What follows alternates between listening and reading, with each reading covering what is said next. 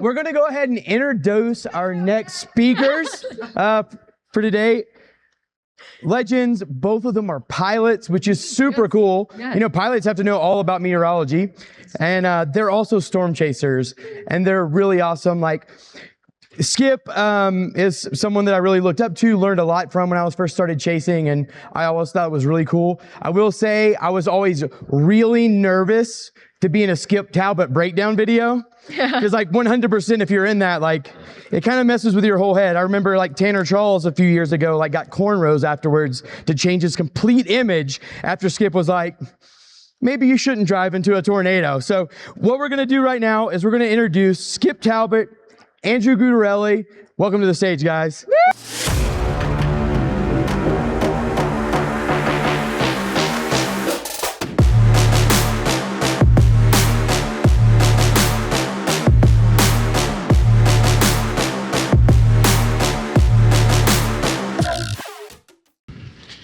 All right, hello everybody.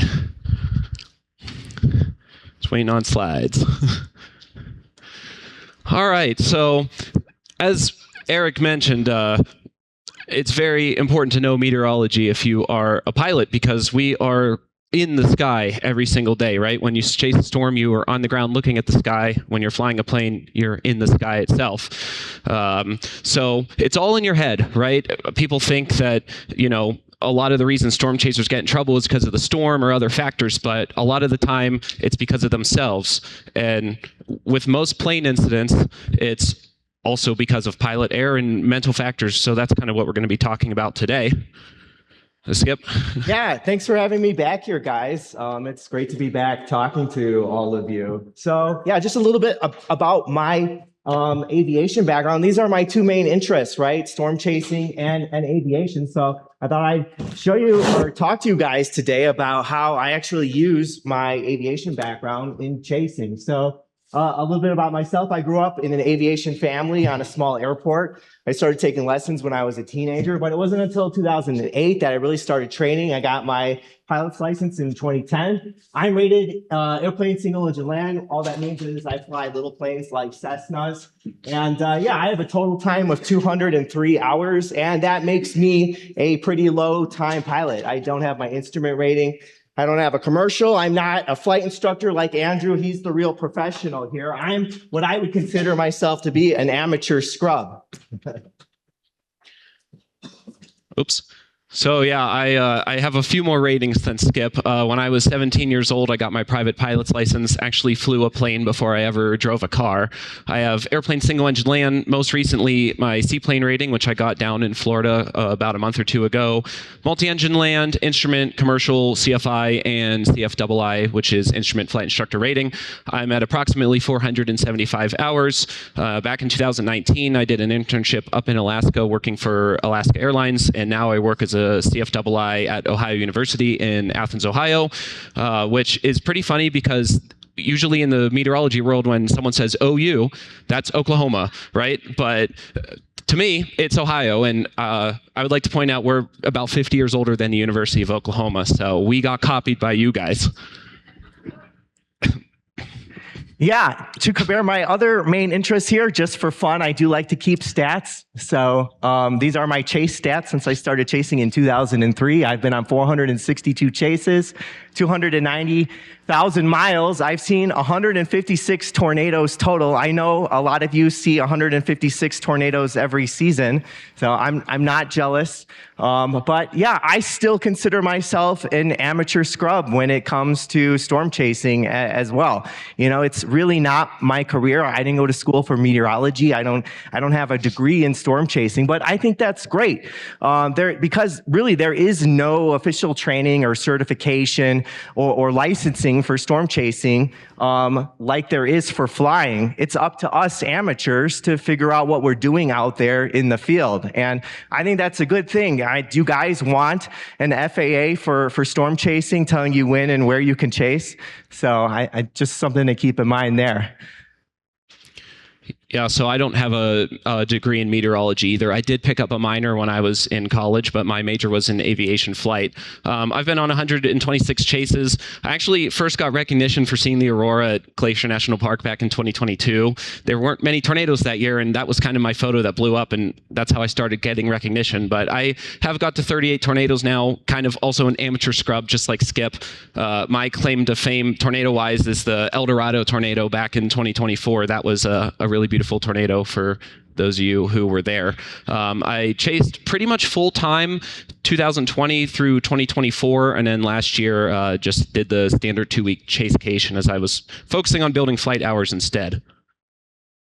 These are my 2025 stats, and I just want to throw these up here. Maybe it makes you guys feel better, but I struck out last season. I saw 0 tornadoes. So I'm definitely going to be attending John Davies forecasting classes with paper and pencil in hand, ready to take notes, find the boundary, find the tornadoes, right? It's about chasing the gradients. And I definitely got suckered by the HRRR on several of those days. But yeah, I thought I would share this with you guys because 15 years ago, I went to ChaserCon, and there was another huge legend of a chaser up there saying that he got 0 tornadoes. And I thought that was really great that he shared that. You know, sometimes you see people share all their greatest catches on Facebook and you beat yourself up about it. But I just want to show you guys that, yeah, even I've been chasing for 20 something years. I have bad years too. So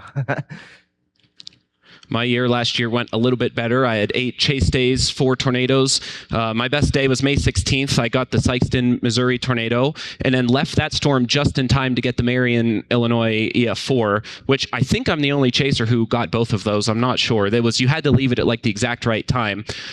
But the bragging can stop now because the rest of my season was a disaster. I was 30 minutes late for Arnett, missed that, and then didn't manage my limited paid time off in June and ended up missing both the Wellfleet and Gary tornadoes. So the mental health spiral, which you're about to hear about with Edgar's talk next, kind of definitely went downhill for me as I missed a lot of the good stuff. But at least I had something to take home for the year.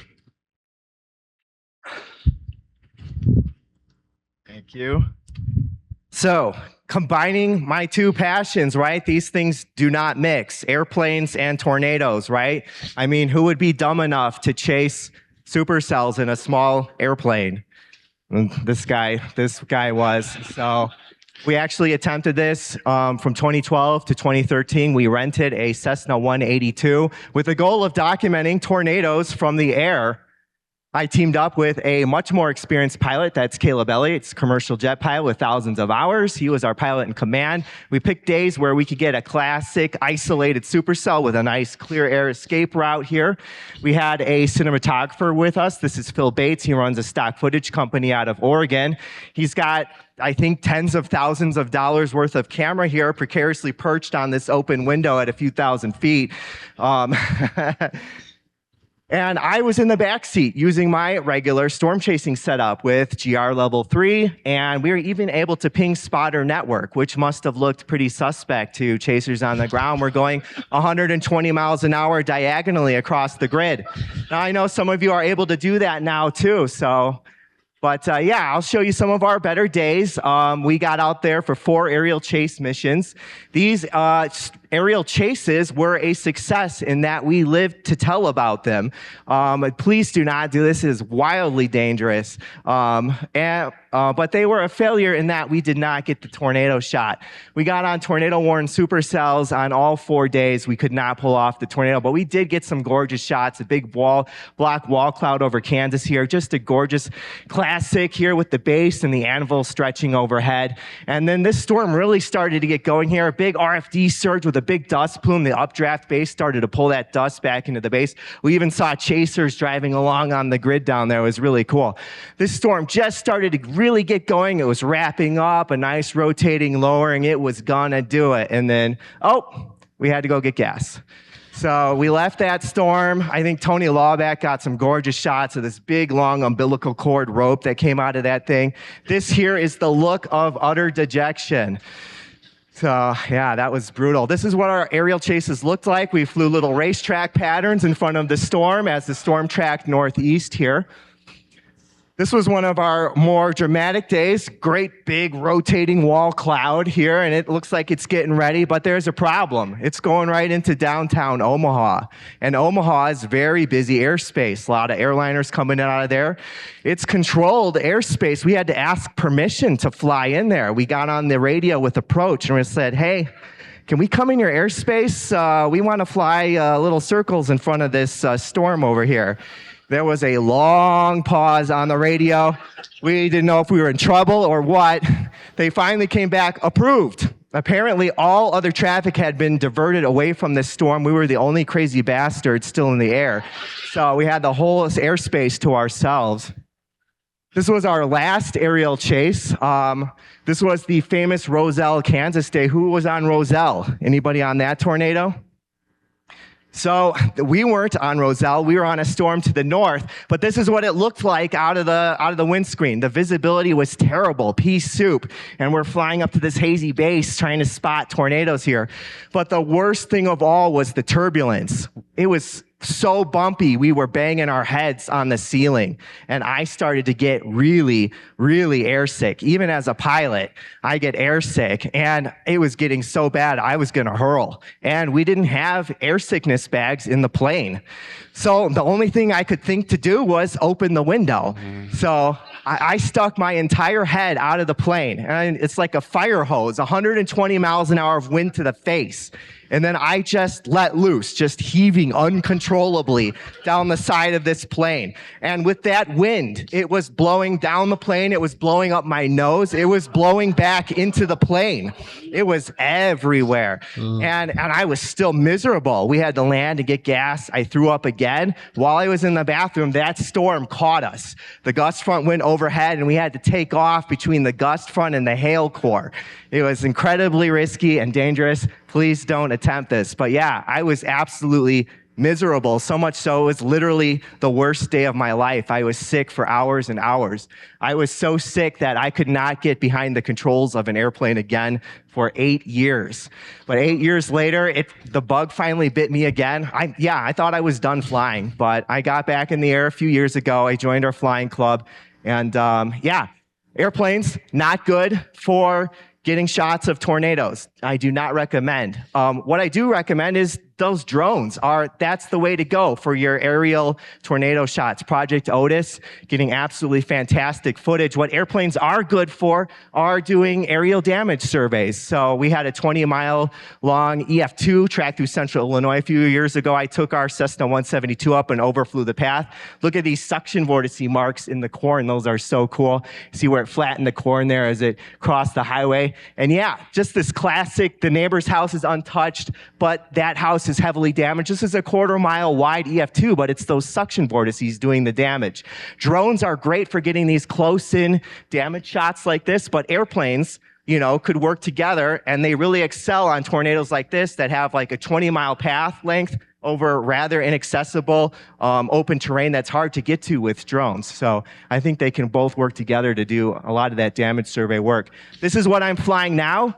This is a Rutan Long Easy. It is an experimental homemade airplane.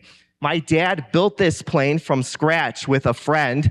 It took them 7 years to build. It was first flown in 1985. I have fond memories riding in the back seat as a kid on the way to air shows. It's made out of foam that's hot wire cut, epoxied, and fiberglass together. So it's shaped like this for safety reasons. It doesn't stall like a normal airplane. It's also highly efficient. I get about 160 miles an hour cruise out of that, and it gets better gas mileage than my van.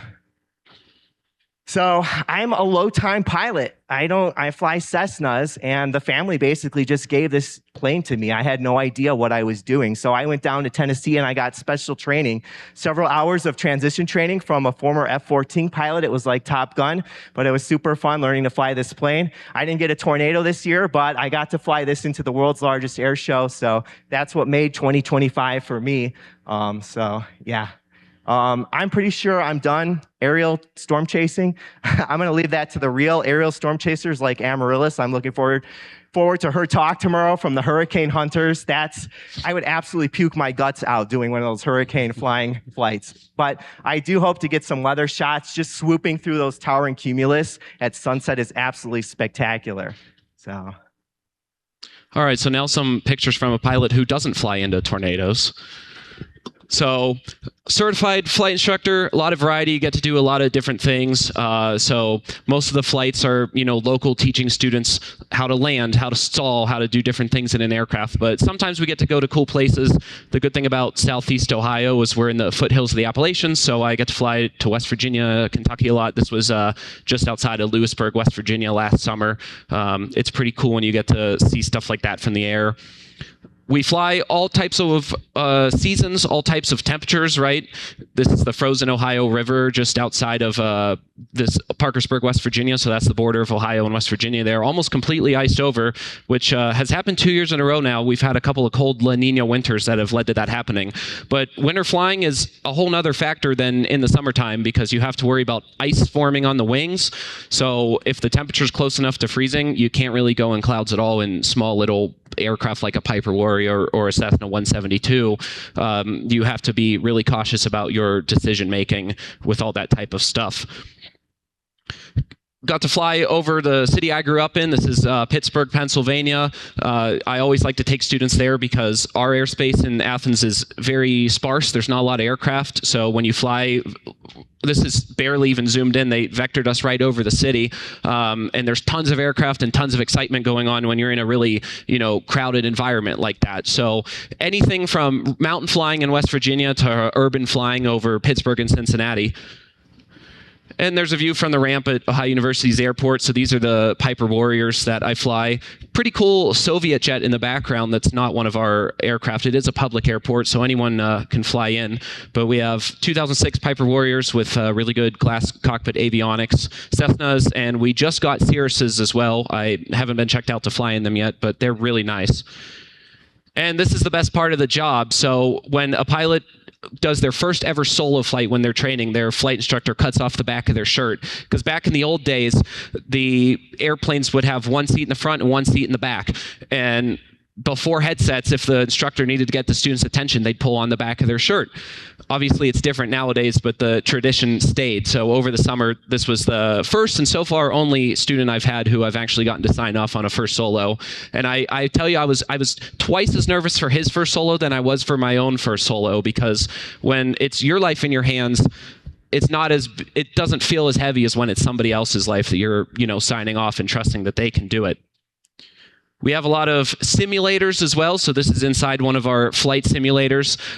So we can set up all types of failures, different types of things, instrument flying. I teach probably as much instrument as I do private. So just different things that we can use at home, which now with Outbreak Simulator, I guess we have storm chasing simulators as well. So far in 2026 though, not much flying. As I mentioned, with the La Nina winter that we're having, this is what Ohio has looked like. Contrary to popular belief, it's not flat across the whole state, and it's been very cold and snowy. We had a big snowstorm come through Athens about a week or so ago, gave us 6.5 inches of snow and a little bit of sleet, and that is downtown. And there's campus at Ohio University. It's such a beautiful place, and I'm thankful to be able to work there.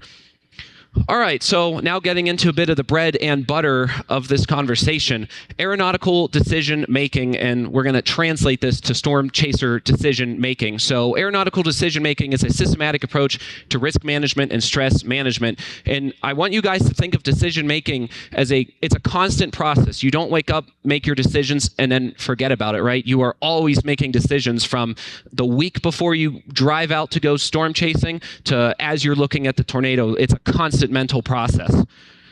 We think of hazards in storm chasing as the tornado, lightning, all that kind of stuff. Am I still getting picked up? I was hearing feedback. Okay, cool. So we think of those things as the dangers, right? But the biggest danger is other drivers on the road, let's be real. But the second biggest danger is your own brain, right? The inaccuracies and problems in your own head that's the danger, not the storm itself. So there's 5 hazardous attitudes that the Federal Aviation Administration has identified as being very common in pilots, and they translate all right to storm chasing. So we'll start with anti-authority. Don't tell me what to do. You have police officer blocking off a road, let's say in a chase, right? Someone goes around him. Why is he blocking off the road? Well, maybe a tornado just crossed through and paramedics are treating victims up there, right? Maybe the road is flooded. There's a reason why there are laws. There's a reason why there are rules and customs in storm chasing. So if you have this mindset, the antidote is follow the rules. They are usually correct. Show of hands, who has ever felt, not only in chasing, but any time in life, that they've had a bit of anti-authority mentality in their head? Yeah. All right, impulsivity. So here we have, I don't even remember when this was. I was at a 7-hour, 15-minute drive ahead, which is not even close to as far as storm chasing drives can get, as we all know. Hurry up, right? I need to get there. You know, this is a long drive. I might be running late for the storm. Speed limit's 70. Maybe I could go 80, right? Maybe a little faster. Well, probably not a good idea, right? Not only is that breaking the laws on our last hazardous attitude, but it's just rushing. It's thinking very quickly. So a lack of rational thinking caused by desire to accomplish an objective immediately, right? This is your, chasers blowing through stop signs in a small town to try to get to the storm. Just making rash decisions and not thinking it through. So if you have this, not so fast, think first. Show of hands, who's ever had impulsivity in their lives? Yeah, it's impossible not to in a fast-paced environment like storm chasing. All right, invulnerability. I showed some of my highlight pictures, and now I have to show some of my low-light pictures. This was Lamar, Colorado, a couple years ago. Flat tire happened on a gravel road. Nothing I could do about it, right? Invulnerability, it's not going to happen to me. Everything's going to be fine. Well, it could and will most likely happen to you at some point in your career, no matter what it'll be. Complacency kills. That's a huge thing in aviation. That's a huge thing in storm chasing. Especially, there's kind of the curve of when you start to know something, you feel like you're really good, right? And then you know even more, and you realize that you're actually not as good as you thought you were, and that's a really dangerous time. They say the most plane accidents happen with two flight instructors flying together because they're just experienced enough to think that they're the best pilots, but they're not experienced enough to know that they're good pilots, but they're not seasoned airline pilot veterans, right? So the antidote to this, it could happen to me. Nobody in this room is immune from, anything, right? So, all right, show of hands, who's ever had invulnerability in their careers? All right, big macho man, right? I'm the best pilot ever. I'm the best storm chaser ever, all right? Nobody knows more than storm chasing about me. Believe me, folks, all right? It's just kind of being all in your head about yourself, right? We all know people like this. It's commonly thought of as a male trait, right? So, to the men in here, there's no need to prove masculinity by getting close to the tornado or anything like that. You can prove your injuries to the doctor if you get too close to the tornado, I suppose. But although it's more common in men than women, it's a common misconception that it can't affect everybody. It can impact women as well. So regardless of who you are, there's no need to prove yourself to this community by doing anything reckless. It could happen to you, and the antidote to macho is taking chances is foolish, right? So take your time and, don't try to overprove yourself. All right, show of hands, who's ever had macho? All right. Resignation. So this one, after the other hazardous attitudes really get you in a bad situation, this is how it ends, right? Things are going bad, and then you just kind of mentally tap out, what's the use? There's nothing I can do to help this at this point, right? But that is not true. Even to the very end, the final few seconds can be a life-saving decision. If you have a tornado bearing down on you and you're able to, do something to just escape it enough, it could be the difference between getting injured or getting killed, right? So same with airplanes. We have a saying in aviation, always fly the airplane until you can't anymore. And if, the controls aren't working on the plane, you're struggling to fly it, have as much control as you can over the airplane. You are still in at least some control of the situation. And every plane crash that's ever happened, those pilots were on the controls until the very, very end. That is, no pilot would ever give up flying the aircraft, and you should never give up in a storm chase. So if you're feeling like you're giving up, you're not helpless. There's still something you can do. And this is not just a safety thing. If your forecasting has gone bad and you're at half an hour from the storm and you think, I'm just going to go home to the hotel, I'm giving up on the chase. No, get to the storm. It could be a cyclic supercell that could produce tornado after tornado, right? It's not over yet. So giving up, not giving up won't guarantee you'll succeed, but giving up will guarantee that you won't succeed, right? So, all right, who's ever had resignation before? All right, who raised their hands all 5 times? All right, if you didn't, you're either not paying attention to me, which is not very nice, or you're not being honest with yourself, all right?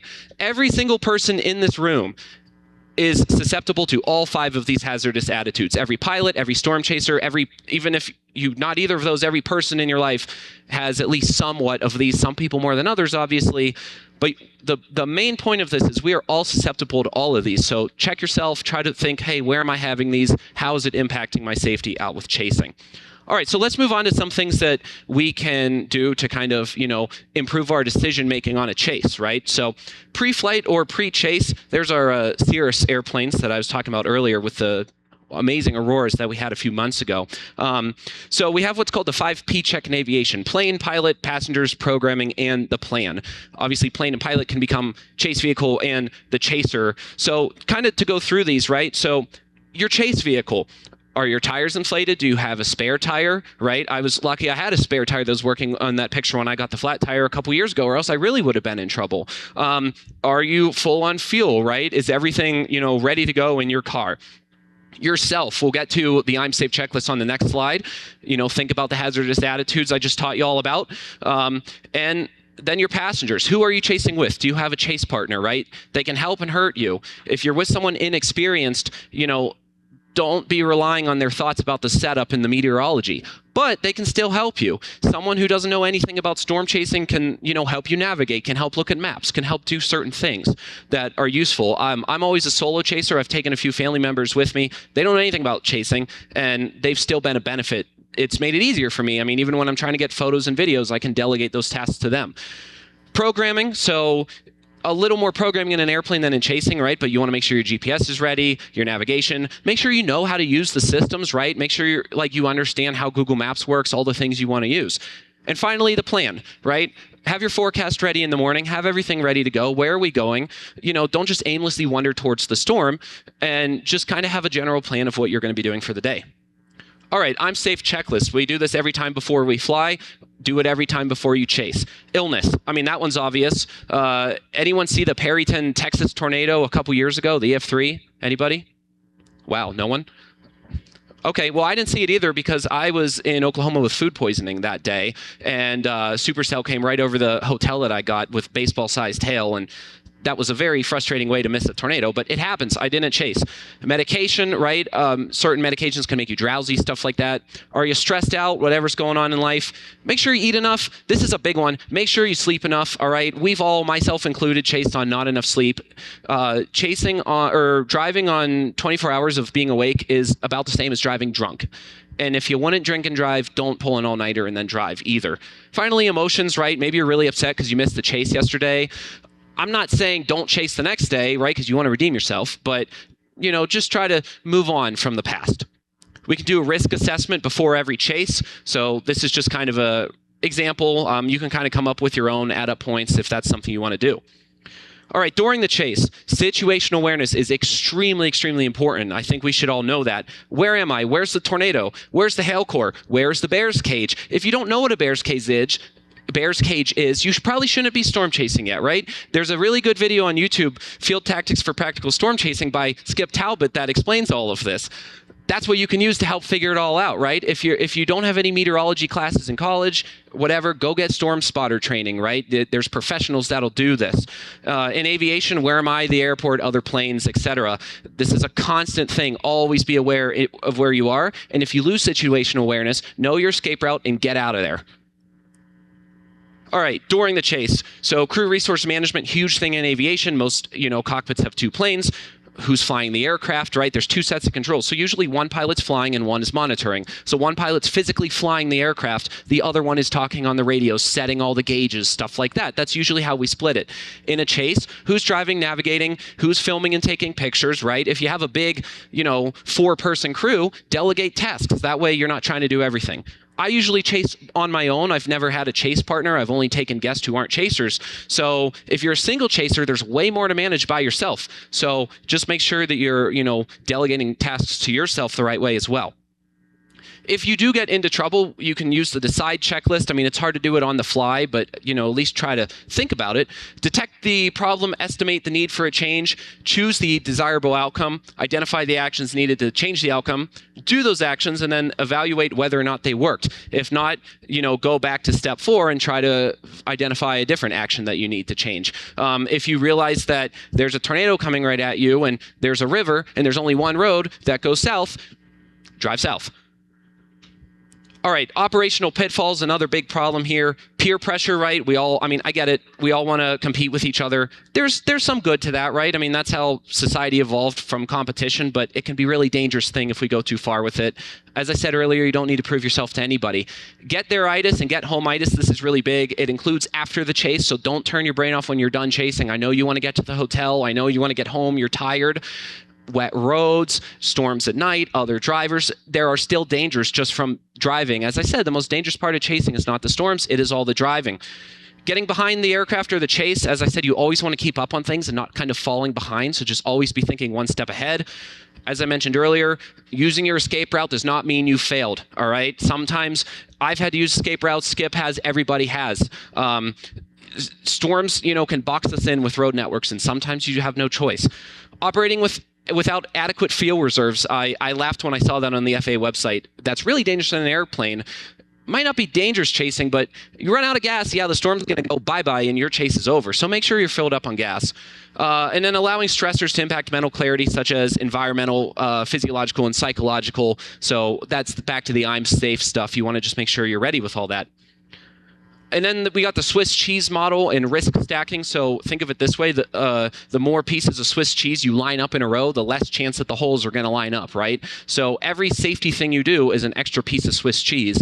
And every time you take a layer off, you're stacking your risks. So it's really hard to get in an accident from doing one bad thing. Almost every single accident in aviation, and same with storm chasing, is from a combination of bad decisions that was made really over days, months, even years with your mindset that led to one breaking point that cost you, injury or your life. All right, Skip.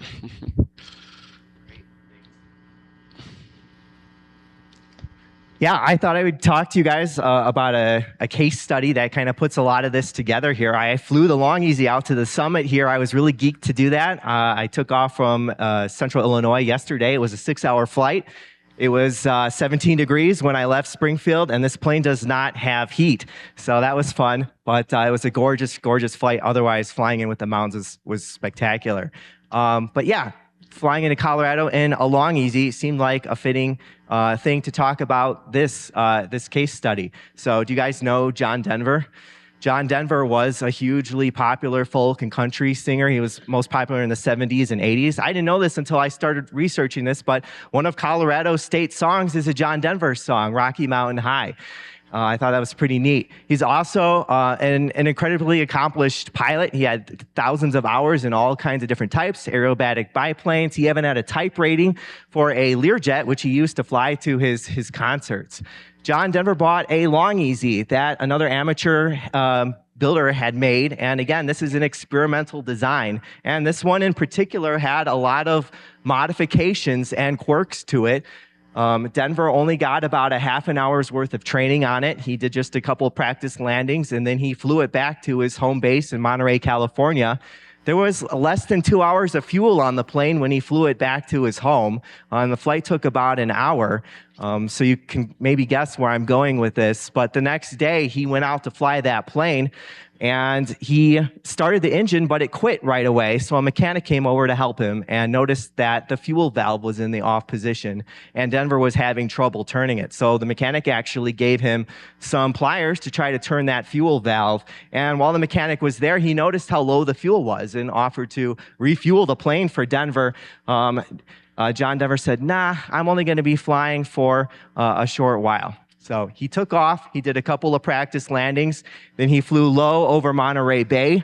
Witnesses report that the engine sputtered out. Then the plane nosed over hard to the right. He hit the ocean nearly vertically and was killed on impact. After the crash, this one particular part got a lot of attention. This is the fuel selector switch. It controls which tank the airplane is pulling fuel from, left or right. It can't do both at the same time. So in the longies, you have to periodically switch between the two, or the plane can run out of fuel and the engine will quit.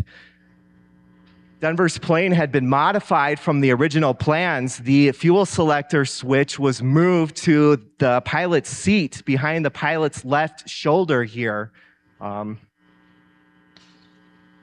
Here's where it is located on my plane, and per the original plans, right between the pilot's legs there, where they can easily reach it with the left hand while flying with the right hand. And at a glance there, I can see I'm on the left tank.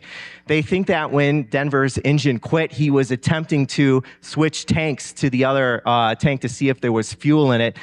Investigators from the NTSB, they got another long easy, and they actually simulated what Denver had to do in order to switch tanks. They found that he'd first have to undo his seatbelt straps, then he'd have to let go of the control stick with his right hand. He'd have to reach back and twist like this and try to reach that fuel selector behind him, which wasn't labeled and had confusing positions on it. So it was difficult to know which tank you were on. Investigators found that when they did this, they were inadvertently pushing on the right rudder pedal. So with his hand off the stick, attention diverted, right rudder would cause the plane to nose over to the right, and at a couple hundred feet, it was over pretty quick. It usually takes more than just a badly placed switch for an accident like this to happen. In fact, we saw a whole long line of mistakes and risk-taking that actually contributed to this accident. In aviation, we call this the accident chain here. And you can see that there were actually a lot of links in this accident chain, just running backwards from the end there where Denver lost control of the plane. He's messing with that fuel switch because he didn't put any gas in the plane. That actually wound up being the causal reason for this accident here. And he didn't put any gas in the plane because he wasn't using proper, he wasn't doing proper pre-flight planning or pre-flight checks. These are critical factors that would have prevented this accident. The operating handbook for the Long Easy has the pilot select the fullest tank, check the fuel sight gauges before flying.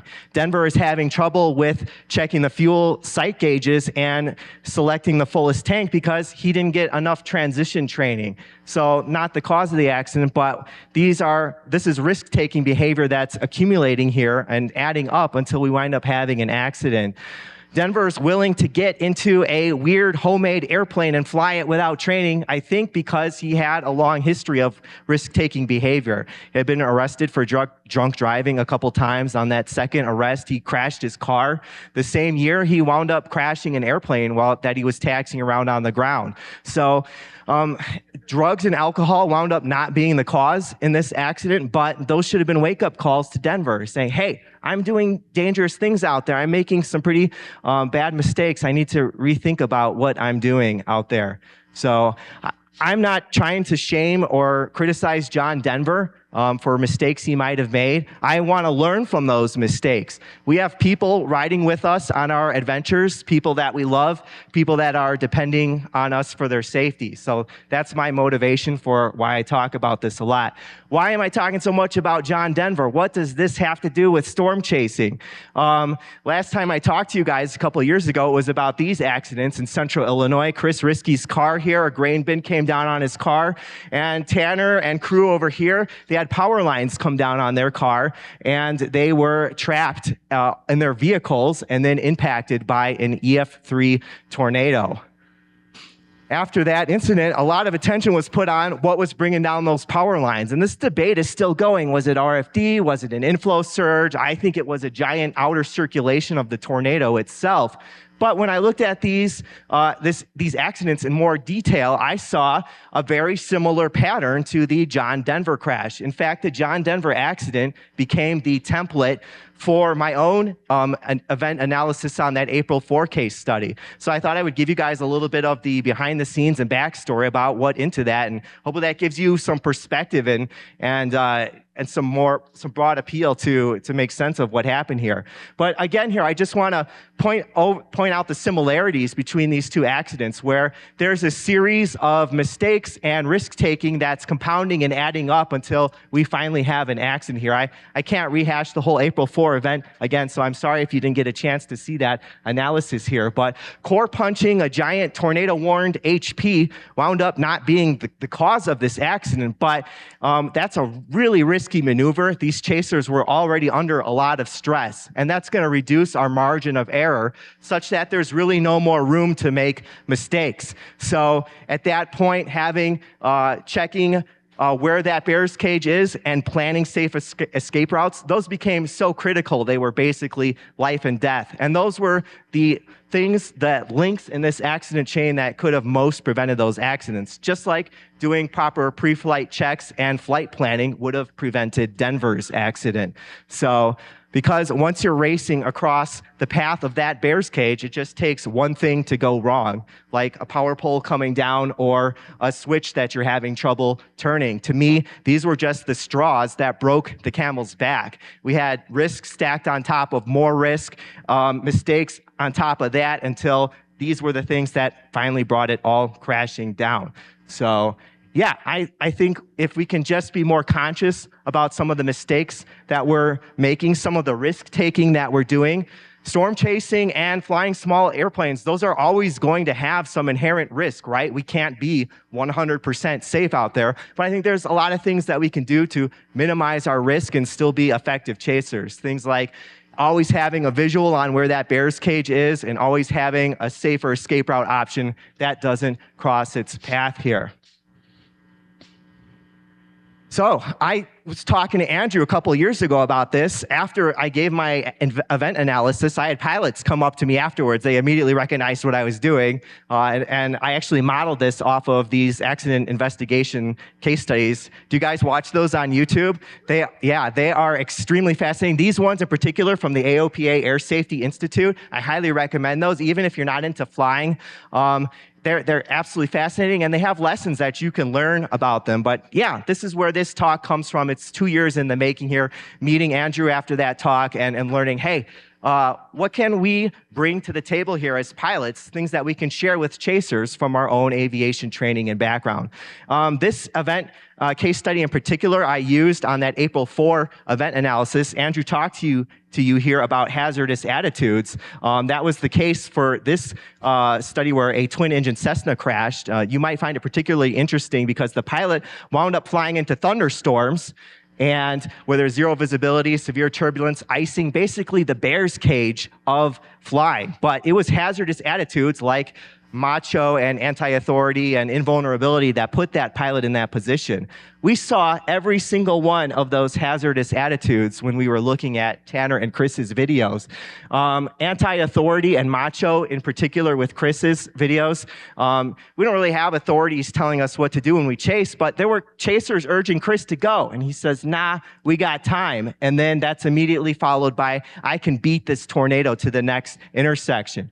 In Tanner's car, we saw a lot of impulsivity, but also invulnerability. There were very quick, we got to go right now type of things being said, but not a lot of discussion about where and why. And then once they were going, there was always this notion that, hey, it's going to be okay. We can always do this. We can always go over here. It'll be okay in the end, even as their options were running out. So these are things that I think we can be conscious of when we're out on the road. If you hear yourself saying something like this, if you can be self-conscious about some of these hazardous attitudes, I think you can stop yourself from doing something really dangerous. But this one in particular here at the end, resignation, we saw a lot of that in Tanner's car, and I didn't put the quotes up on the screen here, but it was all the praying, right? And I'm not pointing that out just because I'm some godless heathen, but it was my pilot mentality kicking in, all right? I said, hey, that's resignation. That's one of the hazardous attitudes.